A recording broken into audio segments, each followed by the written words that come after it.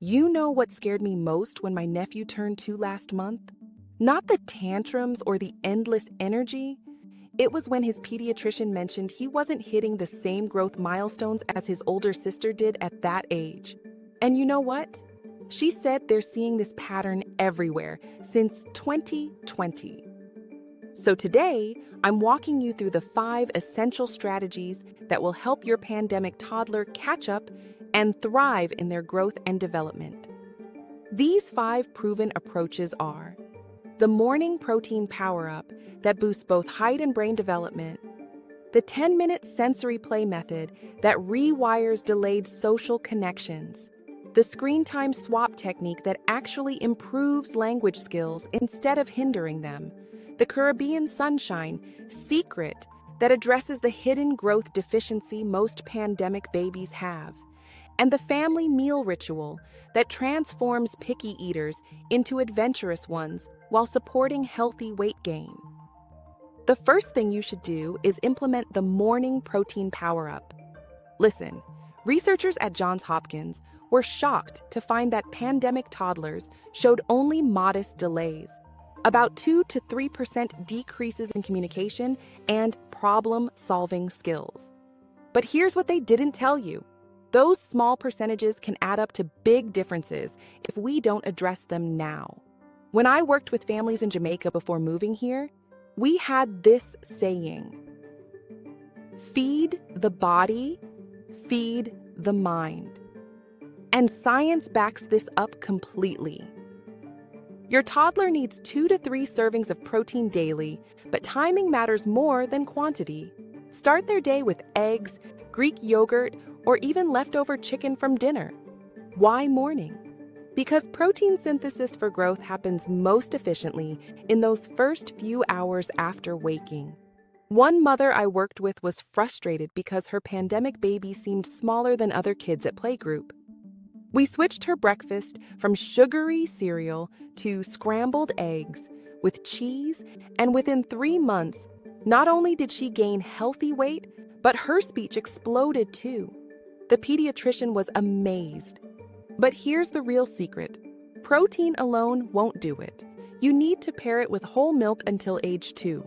The pandemic made many parents switch to low-fat options, thinking it was healthier, but toddler brains need that fat for development. Those crucial neural connections that got disrupted during isolation, they're rebuilt with the omega-3s and vitamin D in whole milk. Next, you need to master the 10-minute sensory play method. This one breaks my heart because Columbia University research found pandemic babies scored lower in social-emotional development, and I see it every day. These little ones missed out on so much tactile exploration during lockdowns. But here's the beautiful part. Their brains are incredibly adaptable. Set a timer for 10 minutes twice a day. First session, messy play. I'm talking finger painting, playing with cooked pasta, squishing Play-Doh. Yes, it's messy. Yes, your house will look like a hurricane hit it, but this tactile input is literally rewiring their sensory processing systems that went dormant during isolation. Second session, social sensory play. This could be peekaboo with different textures, passing a bumpy ball back and forth, or my favorite, the texture detective game where you hide objects in a pillowcase and they guess by touch. One family started this after their daughter, born in March 2020, would scream whenever other children came near at the park. The occupational therapist said she'd missed critical months of sensory integration. After just 6 weeks of consistent sensory play, she was not only tolerating other kids, but actually initiating play. Her mom cried when she saw her daughter share her sandbox toys for the first time. The third strategy is the screen time swap technique. Now listen, I know screens saved us during the pandemic. They kept our sanity, connected us to family, and yes, even taught our kids their ABCs. But research just confirmed what we suspected. Pandemic toddlers' screen time increased by over 40 minutes daily, and it's affecting their language development.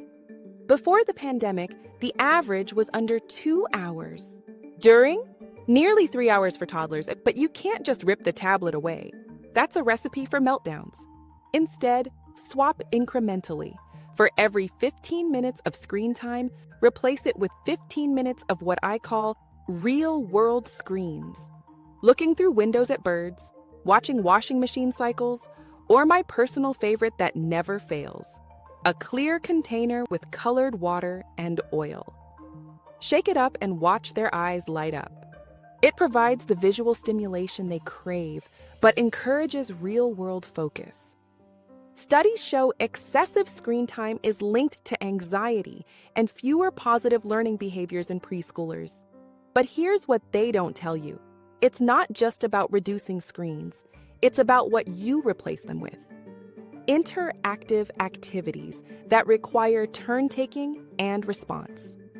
When you sing a song and pause for them to fill in words, when you roll a ball back and forth, when you take turns adding blocks to a tower, these aren't just games.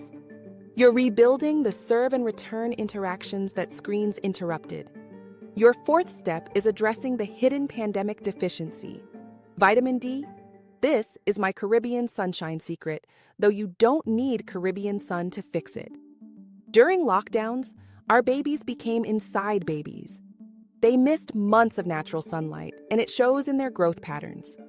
Research from China found that height increases during lockdown were about 1 centimeter less than pre-pandemic rates. But here's the catch. It's not just about going outside now. The deficiency built up over 2 years needs targeted intervention.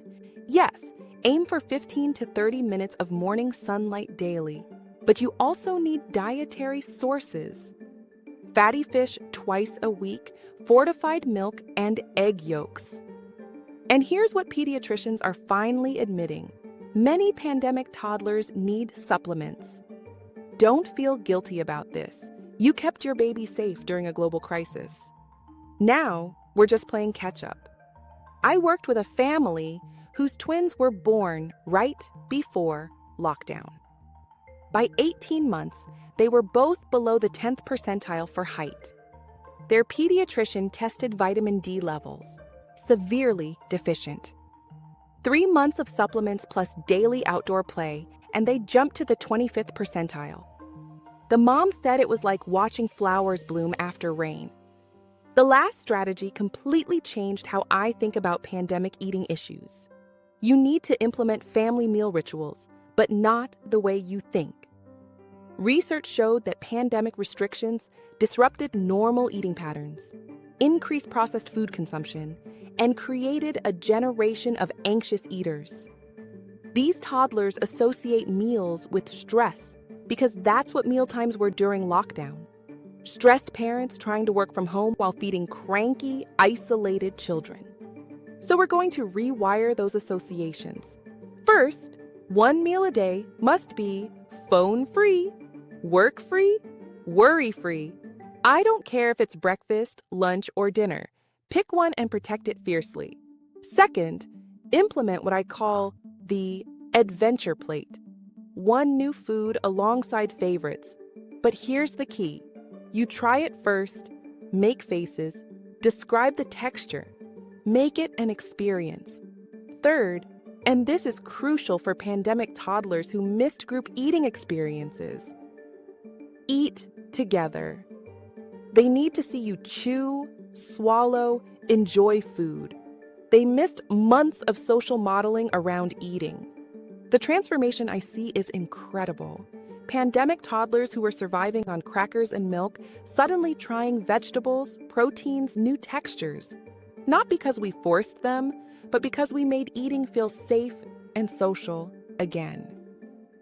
One dad told me his son went from eating only 5 foods to trying something new every week. The weight gain followed naturally. Healthy weight from variety, not just empty calories.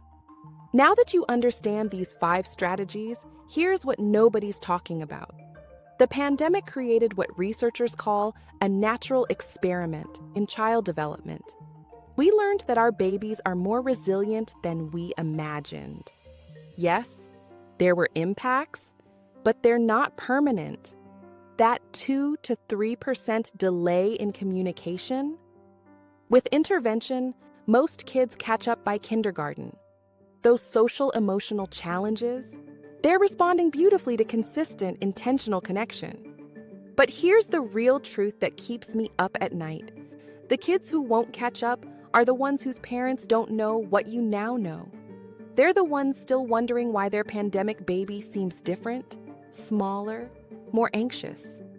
They're the ones who haven't learned that morning protein matters more now, that sensory play isn't just fun, but necessary, that those extra minutes of sunshine aren't luxury, but medicine. Your pandemic toddler didn't miss out on 2 years of normal development. They had 2 years of different development. And different doesn't mean broken. It means they need different strategies, which you now have. When you see your little one finally hit that growth spurt, when they start seeking out other children instead of hiding, when they try that new food and their face lights up with discovery, remember this moment. Remember that you didn't just help them survive a pandemic. You helped them thrive because of it. The children born between 2019 and 2022 will always be our pandemic babies. But with these strategies, they won't be defined by what they missed. They'll be defined by how powerfully they recovered, how creatively they adapted, and how loved they were by parents who refused to let a global crisis dim their light. Start with just one strategy tomorrow morning. Your pandemic toddler is counting on you, and now you're ready.